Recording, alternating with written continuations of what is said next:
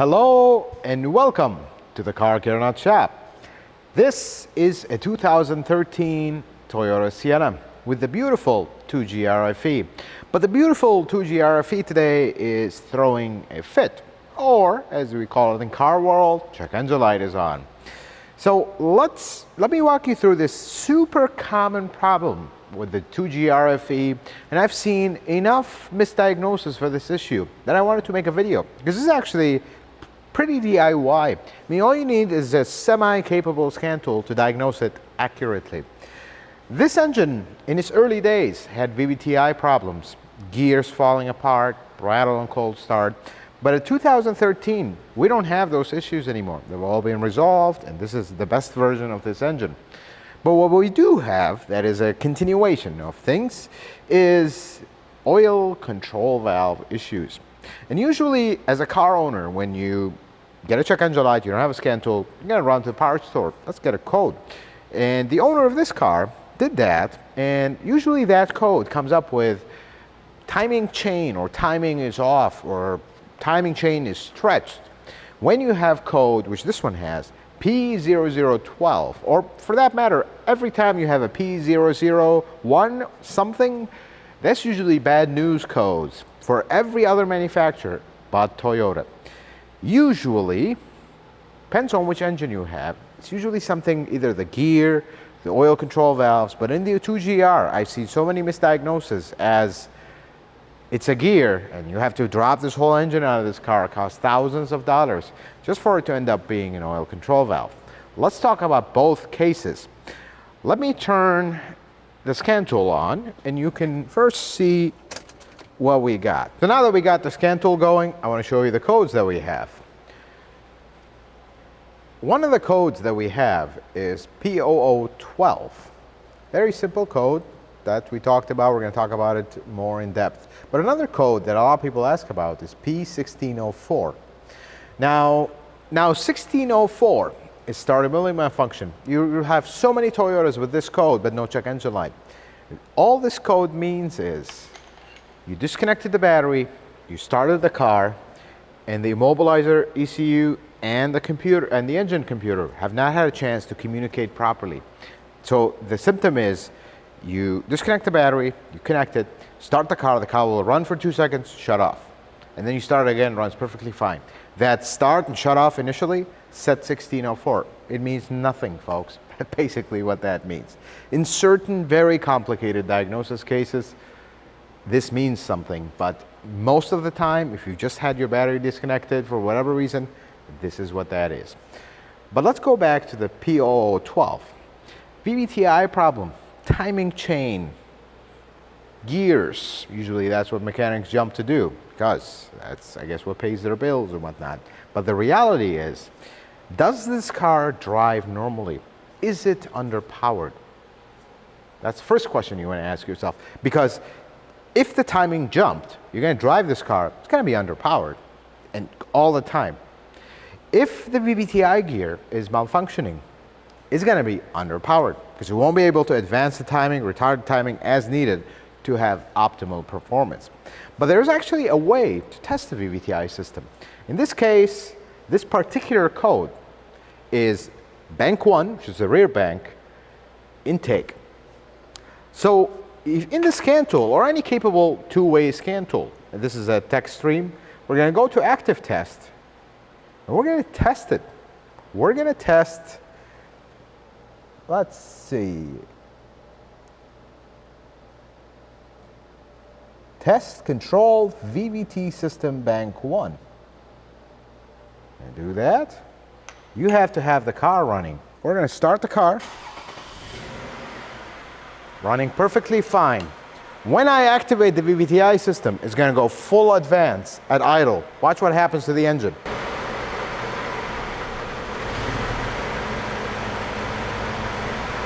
Let's do that again. I want you to see it. Watch what happens to the engine when I activate it.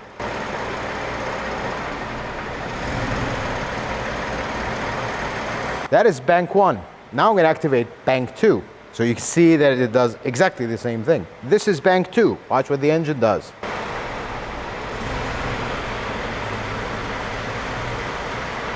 Let's shut off the car and we'll talk about what just happened. This is what happened.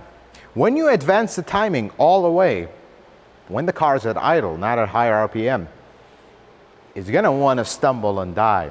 That's what engines do.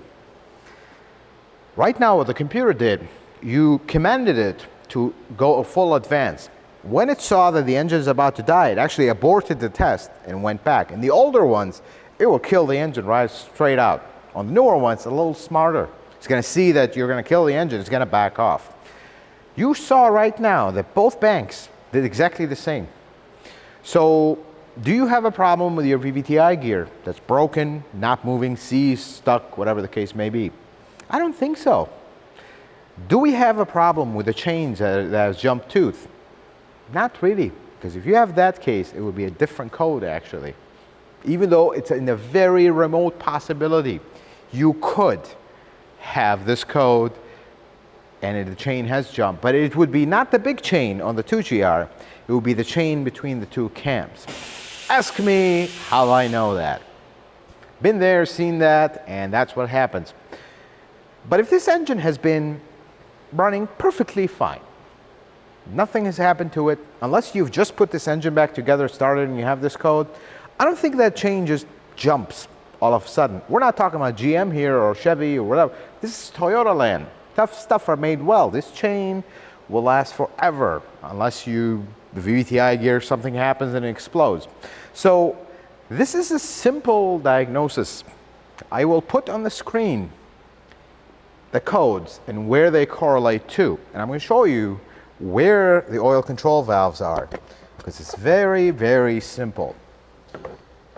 You have any of these codes, you're going to get yourself a capable scan tool that can do bi-directional control or that active test that I just did. You're going to active test it. If you have that stumble on both banks and you only have a code for one bank, guess what? Everything is good. If you are a DIY mechanic, erase the code and see how long it takes to come back. If it does come back within 2-3 days, you potentially have a problem with an oil control valve, just sticking intermittently, mind you, not all the time. And this does happen. Debris, stuff gets in it. It does happen. It has nothing to do with your maintenance habits. This is something common with these. Here is the oil control valves. And we're going to show you the ones on bank 2, because bank 1 is usually the harder one. You got to pull the plenum and whatnot.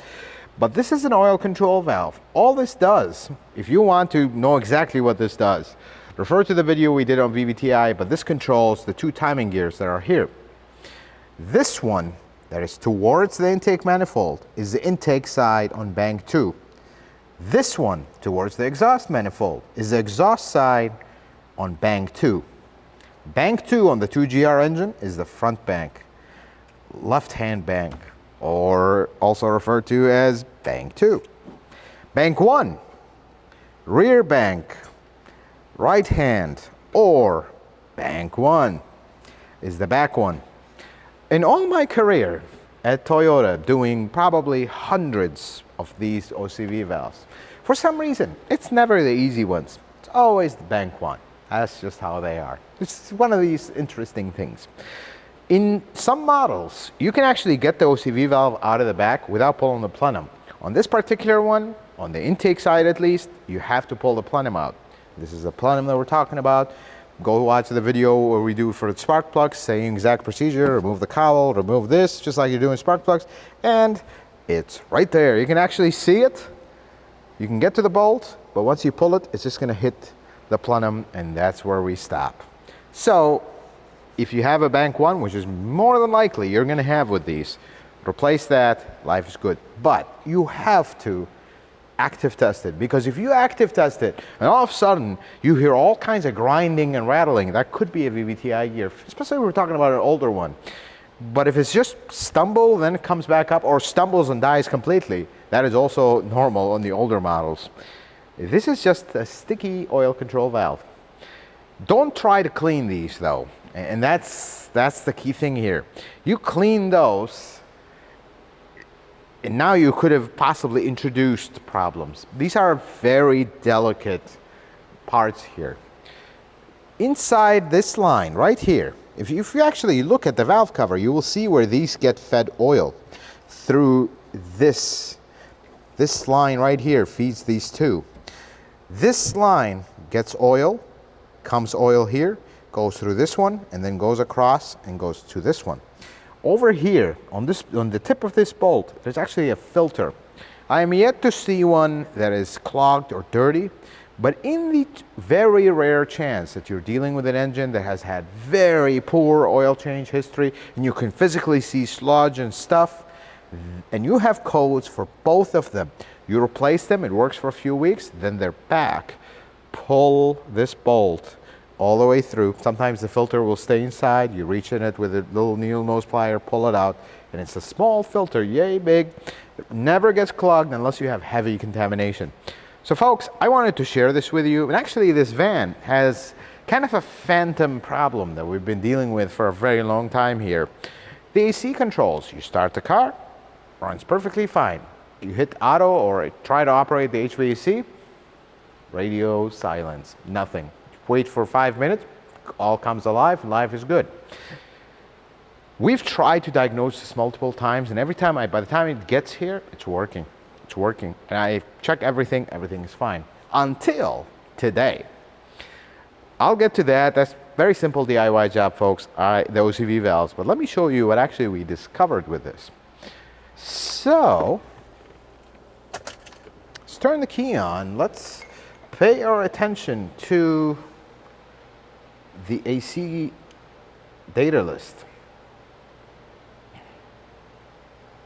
We're going to find our air conditioner.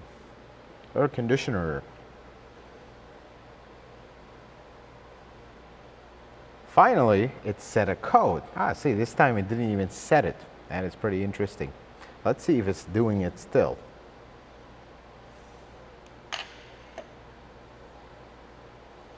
We're going to pay our attention to drivers and passenger. Let's look at what we got here. Air mix servo target and air mix servo pulse driver side, and then air mix actual and target on the passenger side. Here's what's going on here. One of these is where the computer wants that actuator that moves the door to change cold hot in the AC. The target is where the computer wants it to be. The actual is where it is actually at. So when you move the temperature here, you want, let's make a hypothetical value here. We're at 7. You move it to full hot. It goes to 103. Well, the target is immediately, computer is commanding it 7 now. Now it's commanding it 103. It'll go immediate. But the actual, it'll take some time for that motor to kind of go through the motions to get to 103. So you'll see that in the scan tool that as it's progressing. But when you have a stubborn servo that the computer is commanding it to do one thing and it's just sitting on the beach on vacation doing nothing, this is what we have here. And if you look at the actual values here, I will actually go in the car and activate them, and I want you to see how they respond. So right now, the passenger side, the actual is 7 and the target is 7. On the driver's side, however, the target is 103 and the actual is 249. I'm going to move the passenger side for you to see it.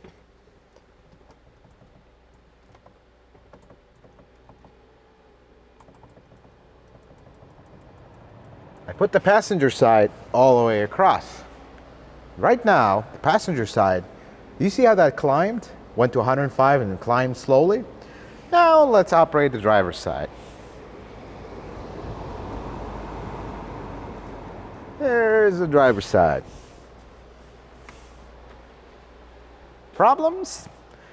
Yes, big ones, because the target on the driver's side is 5 and the actual is sitting on a beach on a vacation. We have a bad servo. But why does the AC, let me turn off the car, we're going to run down this battery. But why is it doing that? And what is the actual problem with this car have to do with this? See, every time you turn on the key on an automatic AC car, it'll run a servo initialization. It'll basically move all the servos one position to the end of its travel and to the end of the travel to know what are these positions. That's how the position sensor is calibrated. But in this car, it activates all of them. They all swing perfect, except the driver's side. Okay, we're commanding it at 7. It's at 249. Let's wait for it to get to 7. Wait for it. It just hangs there for a while until it internally times out. We're no longer waiting for it. Forget it. This is not working. Let's just come. That's why it takes so much time for that AC control panel to come alive. This is how your diagnosis thought process should be. What's going on? Don't just replace parts. The owner of this car loves this thing, takes care of it, original owner. He actually went and bought a control panel. And that's the first thought of an owner. Oh, it's just a control panel not working. Yet it has nothing to do with the control panel. None of the other stuff is actually potentially a servo. Or, and this is where this could actually unravel to more, because it could be a servo, could be the wiring in between, or it could be the AC computer, or in Toyota language, AC amplifier. Just receive, if the computer is receiving the signal but it's not displaying it, there might be a problem inside.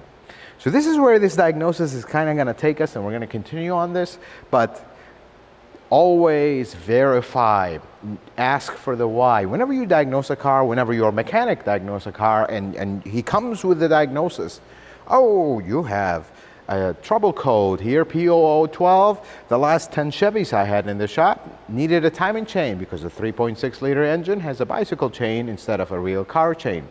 So this one is probably the same. It's going to be, oh, $5,000. Before you say yes, ask him why. Because when I come here and tell you I have a problem with the gears, and I do that test, and they start rattling and shaking, and you almost feel like they're going to launch from the engine, there's no question of a doubt. I can show you that. But when there's nothing, it's an oil control valve. And your mechanic can explain that, just like I did. Very simple and clear. DIY folks, this is your territory. This is very simple diagnosis. You need a very basic scan tool to do this. Not the most basic. Now we're talking a little bit advanced. Maybe that X tool, D7 we talked about, can do this test. This is where you take your skills to the next level. But always verify. Don't just go replace parts. Folks, the world is full of parts replacement mechanics. But if you spend time and have the patience, anyone can become a diagnostician, because you just need to understand how the system works and what am I looking for, and use logic and common sense, and you'll find these problems actually very simply. Folks, I hope this video is helpful and informative. I hope you learned something new. If you like it, consider giving it a thumbs up. If you're not a subscriber, consider subscribing to the channel. Check out some of my other videos. And until the next video, folks, may the Lord bless you and keep you, and you have yourself a wonderful day.